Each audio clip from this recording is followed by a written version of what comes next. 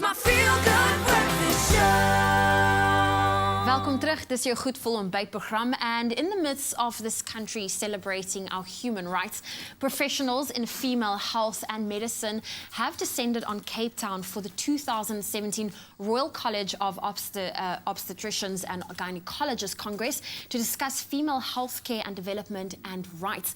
And joining us on Expresso this morning is President of the RCOG, Professor Lesley Regan, who is addressing the Congress for the first time as President. And it's great to have you on Expresso Show. Good morning. Good morning, and thank you for inviting me.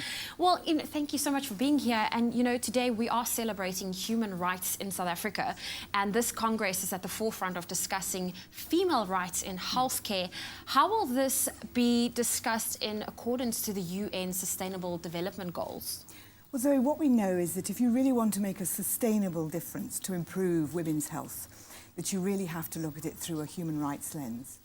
And we know that Sustainable Development Goal 3, which is achieving healthcare for all, and particularly number 5, which is aiming to achieve gender equality and empowering all women and girls by 2030, we're only going to get there if we use a rights-based approach.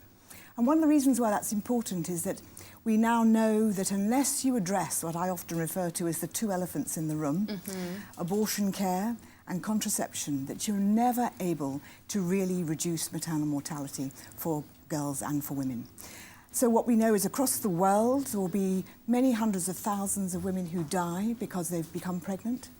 And one of the things that we know now is that unless we go back in time or go back along the curve and help those girls and women to control their fertility, to take sensible choices about when and how often and if they become pregnant, that we're never going to be able to reduce those needless deaths. So that's why we're using a human rights lens. Oh, fantastic. Now, you did say you're putting the spotlight on making those choices. You will also be giving a report on the Leading Safe Choices program in both South Africa and Tanzania. Can you tell us a little bit more about that? Yes, I'd be happy to. So this is a very, very exciting program. I think it's potentially transformational. So this is a way to improve and strengthen the competence of healthcare providers in Tanzania and the Western Cape of South Africa.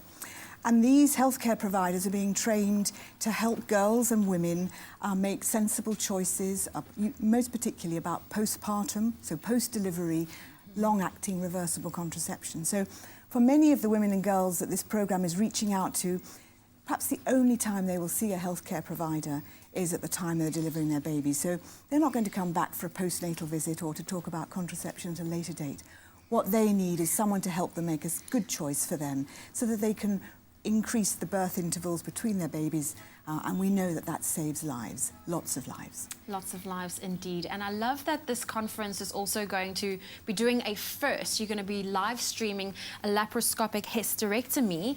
Can you tell us a little bit more about that? I love that technology is being brought into this. Well, it's very exciting because what we know is that if we do laparoscopic procedures, which effectively means doing a major operation through telescopic ports, that the woman, you for example, will be able to get up within a few hours of the surgery, and your recovery will be much, much, much quicker.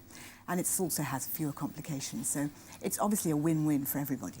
So with the live streaming, will the different professionals in the area, will there be like a Q&A, or is it more of just observing what's going on? Well, it'll be happening tomorrow morning, and this will be a live patient being operated on, who've obviously consented to that. And this patient will be having this operation, a radical hysterectomy, so that means taking out the uterus and the cervix because I believe that she's got cervical cancer.